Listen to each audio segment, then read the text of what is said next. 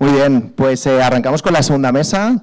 Como han comentado, se titula Crecimiento sin límites, el emprendimiento como motor innovador, ¿vale? Y hoy tenemos el privilegio de conversar con... ¿Se oye bien, no? Sí, vale. Con tres panelistas de lujo. Los tres son emprendedores destacados que han llevado sus startups a niveles de crecimiento brutales, ¿vale? Hoy nos acompaña Jordi Martorell, co-founder y CEO de Ortix. Tenemos a Inés Urés, ex-CMO de Deliveroo y Treatwell, ex-socia de Iris Ventures, diremos, e inversora Business Angel. Y tenemos a Antoni Rami, fundador y Chief Growth Officer de Cantox. ¿Vale? Como la anterior mesa, dejo el móvil en el suelo, perdón. Como la anterior mesa tenemos 25 minutos, ¿vale? Como esto va de innovación, vamos a innovar un poquito. Tenemos más preguntas y la idea es hacer preguntas un poco más ligeras, ¿vale? 1 o 2 minutitos por pregunta. Hay genéricas que serán para los tres y luego tenemos una para cada uno, ¿vale? Así que sin más preámbulos, bueno, yo soy Edu, sin más preámbulos arrancamos. Primera pregunta. Aquí en Inventora hay muchos emprendedores a los que nos encanta aprender de las grandes historias de emprendimiento. Muchos escuchamos ITNIC, el podcast de Inventora, por supuesto, y otros podcasts, ¿vale? Y sin duda vosotros sois un ejemplo de ello.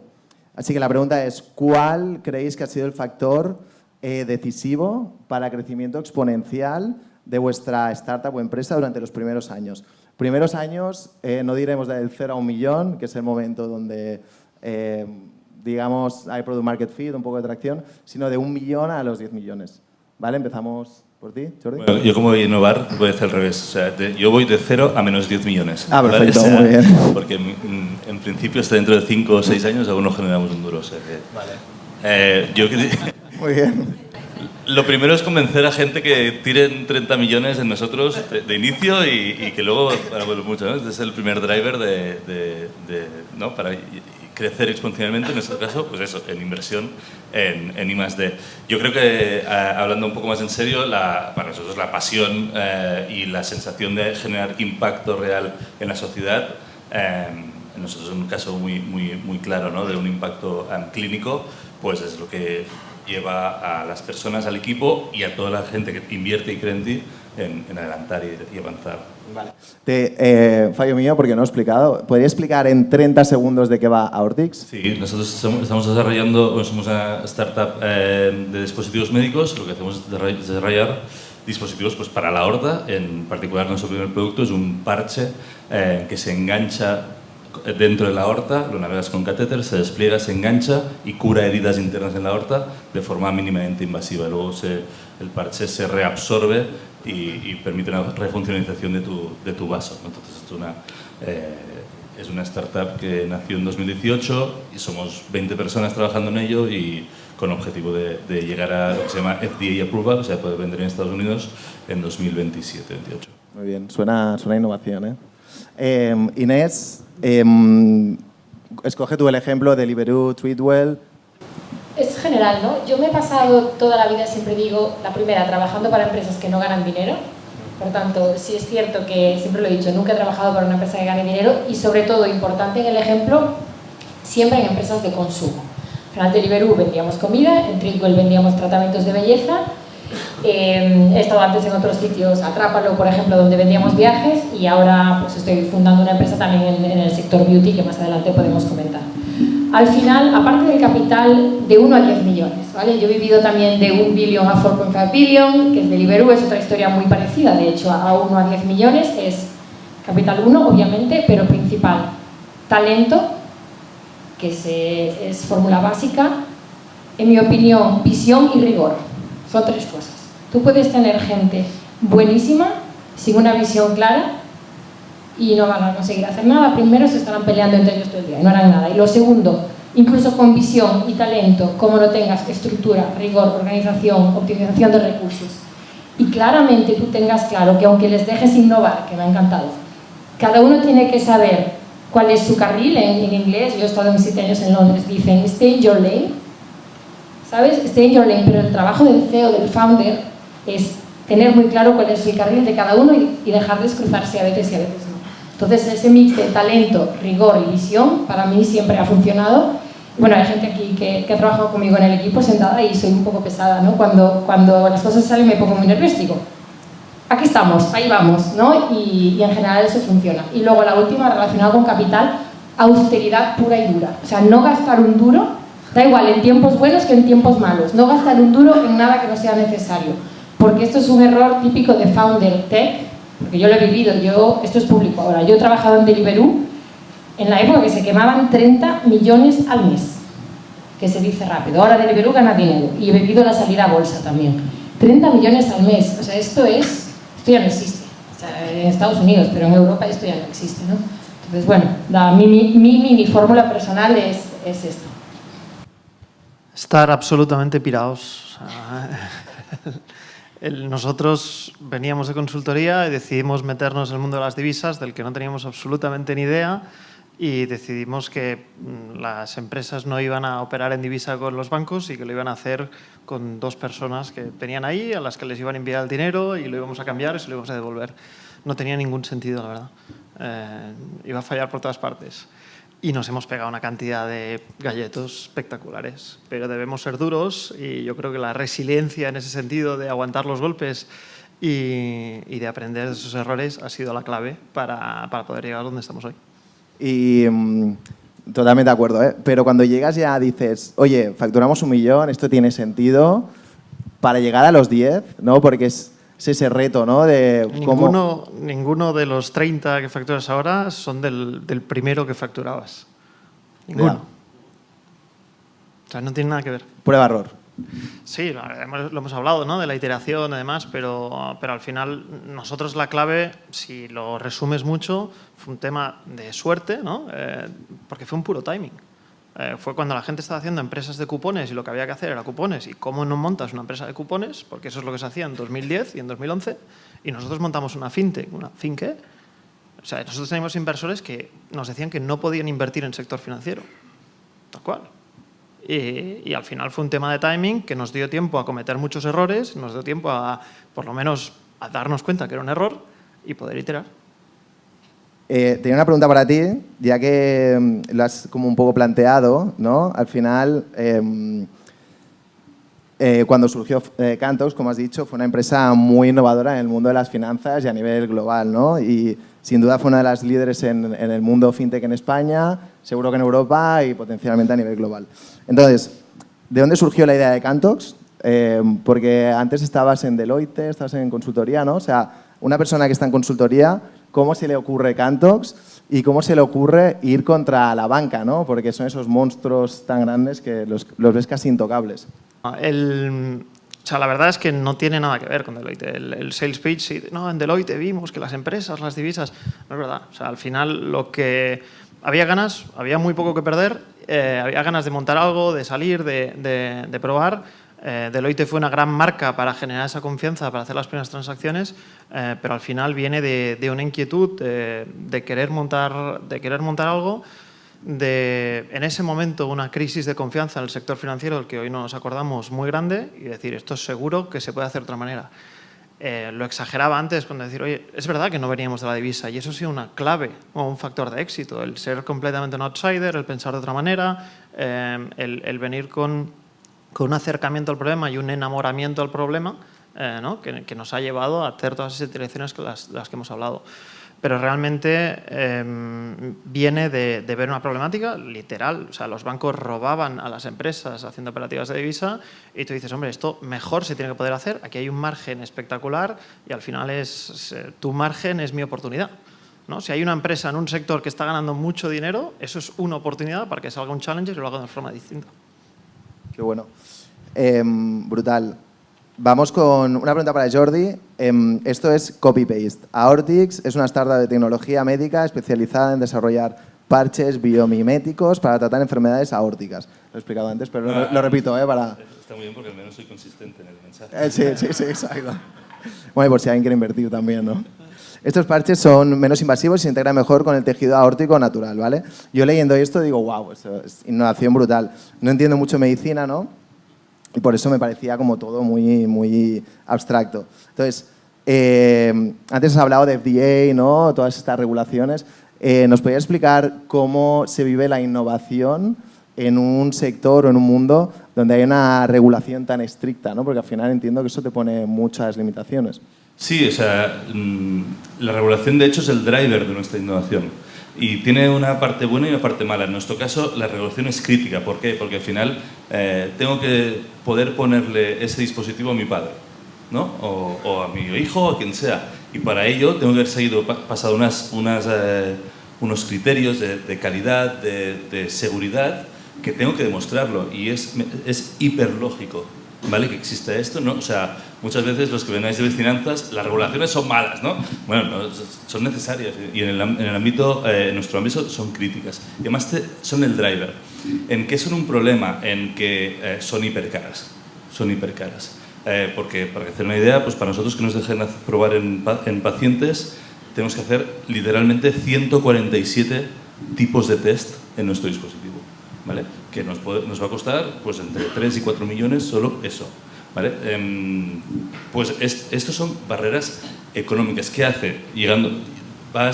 Pues tengo gente muy grande, tengo grandes players, tengo grandes multinacionales que son las que son capaces de llevar esto. ¿Qué hacen las grandes multinacionales? No innovar. O sea, de hecho, la regulación europea la escribieron las grandes multinacionales para que se innovaran menos y bloquear al final que haya bloqueo de lo que ellos ya han innovado y han puesto, pues no vengan nuevas cosas.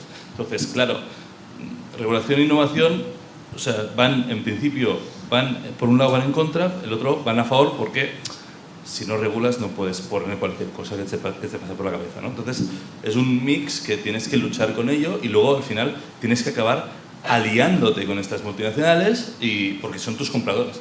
Y tienes que picarles no lo que decía, los bancos robaban, ¿no? Entonces podías entrar y había grandes bancos. Nosotros es que no podemos robarles mercado directamente, sino que debemos decir, oye, si no lo tengo, o sea, si no me lo compras tú, lo comprará el otro y ahí es tu fuerza luego de éxito y de venta y de que la historia, por un lado, llegue al paciente. A nosotros nos ha comprado un banco, ¿eh? Vale, Digo perfecto, porque... al final, sí, pero podíais no, correcto, pero al final es esta la idea, al final te tienen que poder comprar para que llegue, o sea, para nosotros lo más importante es que lleguen los pacientes, pero luego para pues eso, que haya un retorno económico muy potente de lo que hemos hecho. Y estaba pensando, si, por ejemplo, que Dios no lo quiera y seguro que no pasa, ¿no? Pero si no pasáis el FDA, ¿qué sucede ahí? Pues adiós. O sea, claro, o sea, sí, hay otros mercados que puede ser, o sea, puedes vender, puedes intentar colocarlo o empezar por países latinoamericanos, o puedes empezar por otras regulaciones que sean menos estrictas, demostrar qué tal, pero al final, o sea, 99% de las innovaciones médicas que no llegan es porque no han pasado el FDA, pero ha pasado el FDA porque el dispositivo no era bueno. O sea, o lo iteras, que es parte del proceso, que hemos dicho antes, parte del proceso es iterarlo. Ha dicho que hacéis, no sé dónde estás, Alex, habéis hecho 57 iteraciones al año, ¿no? Nosotros nuestro dispositivo llevamos, acumuladas, llevamos pues a 350 iteraciones, más de 350, antes de llegar a nuestro público, ¿no? Entonces, pero la diferencia entre nosotros es que tú las iteraciones las haces con tu mercado y nosotros tenemos que hacerlas antes de facturar el primer euro. Entonces, es la diferencia del modelo de negocio. Bueno, brutal. Vale, una pregunta para todos. Empezaremos por Inés. Creo que es pregunta que no puede faltar, ¿no? Cuando se habla de innovación y en el mundo que vivimos, que todo el día es IA, AI, inteligencia artificial, etcétera, ¿no? Entonces, está transformando nuestras vidas, diversas industrias. Lo mismo de antes, en el caso que consideres, quizás si quieres hablar de tu startup actual de cosmética o donde consideres, ¿cómo has incorporado la IA en tu empresa, en el caso de que lo hayas hecho, y qué impacto tiene la eficiencia y el crecimiento de esta? Lo primero, yo estaba montando cuponeras mientras tú estabas montando Cantox. Me estaba mirando aquí Miquel. Estaba CMO en Grupalia. Bien hecho. Sí, hasta el final. Sí. Os cuento lo que estamos montando. Mi socio está aquí y algún inversor. Nosotros estamos, 2 o 3 inversores tenemos por aquí. Estamos revolucionando un sector que necesitaba ayuda, que es bastante banal para la mayoría de los que estáis aquí, porque no lo consumiréis, que es el sector de las manicuras y las pedicuras. Entonces hemos montado una marca que se llama Arpías y lo que hacemos es, alguno ya, bueno, se está poniendo de moda, llevamos un año, llevamos 3 salones, montaremos 4 más este año y al final cogemos un Red Ocean que está totalmente deteriorado, creamos un player basado puramente en experiencia y en marca y en tecnología y lo que hacemos es, lo hacemos significativamente mejor y cobramos el doble. Entonces tenemos ya rápidamente salones que las chicas os reís, pero si lo probáis no hay vuelta atrás, ¿sabes? Si you go Arpías, there's no way back, ¿vale? Entonces, nosotros somos, tanto yo como mi socio Uriol, fundador, que estamos aquí, los dos venimos de Treatwell. Treatwell es el marketplace de belleza más grande de Europa. Teníamos en aquel momento 35.000 salones, es como un booking.com. Facturábamos cuando yo salí 300 millones de euros. Yo monté Treatwell desde cero en España, lo llevé a 1,5 millones el primer año, luego ya me fui a UK. Entonces, en Arpías, un poco de contexto, ¿no? Nosotros venimos de tech, no tenemos ni idea de retail. De hecho, los que me han invertido que están aquí, ahora pienso que, pues, qué confianza tenéis, ¿no? De invertir en unos tech guys que van a montar una empresa de manicuras. Sector de 1.000 millones en España, y no nos vamos a quedar en España, si podemos. Si hacemos un Burger King de las uñas, pues bienvenido sea, ¿no? Nosotros usamos inteligencia artificial básicamente para todo, es decir, desde negociación de contratos. O sea, no tenemos abogado. Todas las cláusulas, yo os voy a contar un ejemplo, nos las hacen los contratos, la inteligencia artificial. Redacción de copies, creación de diseños de marca, o sea, para creación de la imagen, para evaluación de candidatos. O sea, es que somos 4 y en un equipo normal hubiéramos sido 15 con lo que estamos haciendo. Ya tenemos 40 empleados, este año hay alguno que le da la cabeza. Pero es que lo que estamos haciendo ahora tendríamos que tener un abogado que cada vez que negociamos algo le pagásemos 4.000 o 5.000 euros. Entonces, nosotros al final, incluso con lo banal del sector, y es un sector precioso y al que le guste la belleza, pues yo lo he hecho toda la vida, ¿no? Pues es muy bonito hacerlo, ¿no?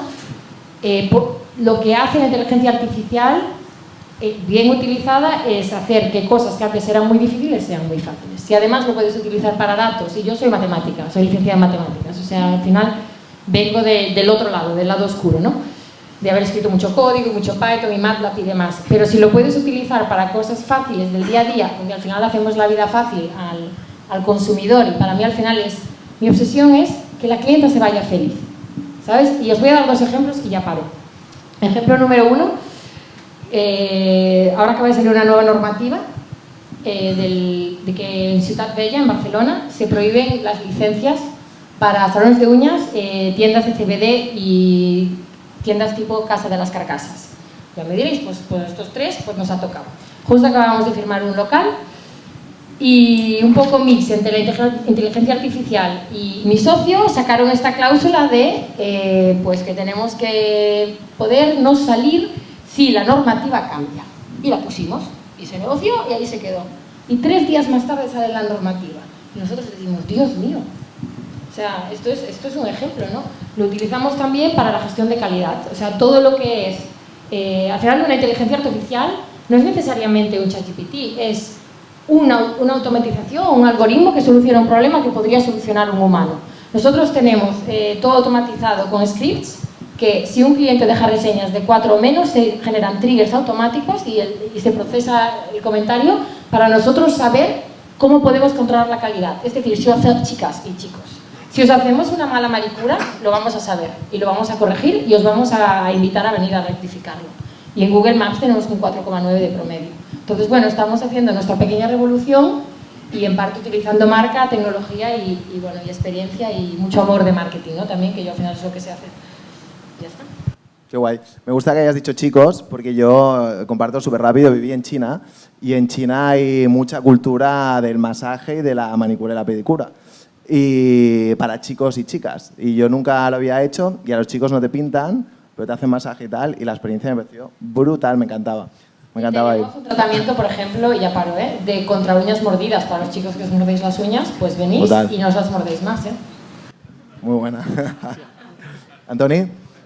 Yo sí me voy al espíritu de la pregunta, tengo que ser sincero, no lo utilizamos estructuralmente para nada. BNP, que es el banco que nos ha comprado, está haciendo una inversión brutal, descomunal y una apuesta absolutamente decidida, por lo cual está clarísimo para mí que un player privilegiado a nivel estructural como ellos tengan tan clara esa apuesta, y lo que dicen es que es la apuesta más clara que tienen en hace decenios. O sea, es imparable. La verdad, para ser totalmente honestos al espíritu de la pregunta, no hay ningún proceso en el que esté, digamos, no, es que esta secuencia de tenemos un vendedor que es inteligencia artificial. No. Realmente ese es el caso en la mayoría de empresas. Todo el mundo habla, pero que tenga impacto en el día a día, quizá en algunas Sexo personas... adolescente, ¿no? Sí, podría ser. ¿Tú, Jordi? Nosotros utilizamos modelos matemáticos, utilizamos machine learning, pues ahora gracias a estas tecnologías pues hemos conseguido descubrir una serie de problemas que estábamos teniendo, no sabíamos por qué y teníamos muchos datos, hemos empezado a triturarlos más estadísticamente, dijéramos, pero los usos habituales, actuales no estamos utilizándolos tanto y estamos a expectativa de qué hay que hacer. También es verdad, tenemos una barrera nosotros de confidencialidad que nos da miedo cruzar, es decir, no quiero alimentar a ChatGPT con nuestros diseños. O sea, porque yo a ChatGPT puedo decirlo, o otros modelos de inteligencia artificial, le puedo decir, oye, tengo este diseño, mejorale A o B o C, ¿qué harías? Nosotros ahora mismo hemos tomado la decisión de confidencialidad de no cruzar esta barrera. Y porque nos da un miedo realista de que no sabemos qué hay en el otro lado. 100%. Oye, súper. Se nos acaba el tiempo, Ari, ¿verdad?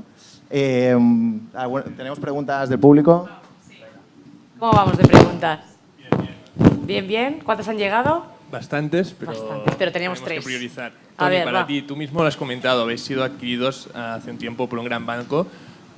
¿Cantox mantiene la cultura de innovación ahora y cómo lo hace estando dentro de un corporate? Sí, Edu me quería hacer esa pregunta, creo también de la parte de la cultura. La respuesta es fácil, son fiestas. O sea, la clave del éxito es cuantas más fiestas mejor. Eso es lo que une el equipo, salen unas innovaciones espectaculares y lo digo en broma, pero lo digo totalmente en serio. Porque unir ese equipo, la verdad, el saber decir pocas cosas unen más que ese espíritu de equipo, que ese compañerismo, que el mostrarte tal como eres. Y es algo en lo que obviamente tienes una gran amenaza, o sea, entendiendo en el buen sentido, ¿no? De que la cultura sea muy distinta, sea mucho más política, sea mucho más de procesos y en ese sentido estuvo muy claro, una de las cosas que ha quedado muy claro es, obviamente nos quedamos en Barcelona, obviamente nos quedamos en el mismo equipo y en ese contexto algo les debe haber gustado porque o sea, ahora somos 200 personas y cuando el banco está, en general el sector financiero entero está haciendo recortes muy importantes a nivel de costes en todas sus divisiones de negocio, en todos sus centros, a nosotros nos han pedido que doblemos el tamaño en los próximos 12 meses a nivel de gente, con lo cual si hay alguien interesado o conoce perfiles, por favor, esto es lo que más me interesa. También para que salgan de fiesta bien. O sea, Perfecto. Para Inés, aparte de emprendedora y antes en el mundo en C-Level, también vienes del mundo VC y inviertes por la cuenta particular. Me preguntaban cómo ves tú actualmente el panorama de inversión en startups y por qué no hay más dinero invertido en España a nivel de startups. La pregunta la puedes frasear al revés, ¿no? Que al final cada año hay más dinero invertido en España. Lo que pasa es que el dinero quizás nunca es suficiente, ¿no? Entonces, yo el panorama al regresar, yo regresé en 21 de España y montamos Iris Ventures, si quieres decirlo bien, y lo montamos aquí. O sea, lo montamos aquí a propósito. Nuestro Anchor, que ahora ya se puede decir Anchor Investor, era la familia Puig, que aparte ahora les ha ido muy bien, y lo montamos aquí, ¿no? Un fondo de consumo de 100 millones. Y entonces, ¿qué veo yo? Veo que cada vez hay más talento, cada vez hay mejores startups, hay sectores que están yendo particularmente bien, FinTech ha habido una gran explosión, HealthTech, un sector que conozco muy poco, muchísima innovación, muchísima en marcas de consumo, marcas de retail. Yo soy inversora a título personal en Vicio, por ejemplo, que ahí ha sido espectacular, luego la hicimos también desde el fondo, algunas otras que conoceréis, y al final yo lo que creo es que para los buenos emprendedores siempre hay dinero, salvando industrias complicadas que yo no conozco, donde hay que esperar 25 años a tener beneficios, que ahí no me meto. Pero nosotros lo que nos gusta ver, como tanto Business Angels como fondos, son proyectos emprendedores y siempre habrá este feeling de que no hay suficiente capital, porque al final el capital es infinito. Pero si tú le preguntas, si aquí hubiera 4 inversores sentados, te dirían, quiero ver mejores proyectos. Te dirían, yo siempre digo esto, yo en el año 2022 hablé con 1.200 emprendedores desde Iris y invertimos 4 empresas. y vamos a hacer 10 o 11 en total en el fondo. Y que la mayoría se cultivaron, porque el ciclo de cultivo de un fondo son 3 a 4 años. Tú conoces al founder en 22 y a lo mejor el deal lo haces en 24 y te tiras 8 meses hablando con el founder. Tickets como los nuestros que son de 5 a 10 millones, ¿no? Y un fondocito, pre-seed, pues quizás necesitas 2 o 3 meses de charlar mínimo, ¿no? Y luego due diligence, luego proceso de inversión, hablas ya de medio año, ¿no? Entonces, bueno, depende, supply and demand, ¿no? Depende de qué lado mires el mercado, pues hay más o menos capital. Yo creo que puede haber más, creo que la innovación en general ayuda muchísimo, bueno, creo que va habiendo muchísima más tecnología. Y yo volví a España porque yo creo que Barcelona es la bomba. O sea, yo soy gallega, de La Coruña, y al final me traje a mi marido holandés, o sea que con eso os digo todo, le convencí. O sea que está muy, yo veo bien el ecosistema, mejorable, pero bien. Perfecto. Y ahora una última, y os voy a pedir a los tres que respondáis, pero solo con una frase, porque solo tenemos un minuto. ¿Cuál es para vosotros the next big thing? Empezamos contigo, Jordi. Complicada. Si lo supiera, invertiría. O sea, no me voy a atrever. O sea, porque en mi sector cada año hay the next big thing. Y cada año hay una moda que es the next big thing. Hemos pasado desde las carticells, hemos pasado por que ahora empiezan a salir, hemos pasado por la medicina personalizada, hemos pasado por la ingeniería de tejidos y al final acabamos, the next big thing fue unas vacunas que eran para el SIDA y de repente las usamos para otras cosas. Entonces, complicado. Desde el ángulo contrario al que tú preguntas, la solución real a los problemas de salud mental, que involucran desde cambios en el mercado laboral, cambios en cómo la cultura de empresa vertical y de top-down ocurre. O sea, incluso nosotros lo vemos en los salones de maricuras, o sea, maricuristas con problemas de salud mental, ¿qué dices? O sea, hemos creado una sociedad donde de forma inconsciente o consciente creamos modelos de vida que no son sostenibles y las empresas sufren por esto. Por eso la gente quiere tener flexibilidad y trabajar desde casa y al final creo que hay que crear una sociedad más moderna, que lo haremos entre las empresas y los gobiernos. Yo creo que la fácil es inteligencia artificial porque aún no ha llegado. O sea, next para mí es la inteligencia artificial y la populista es ganar la Eurocopa.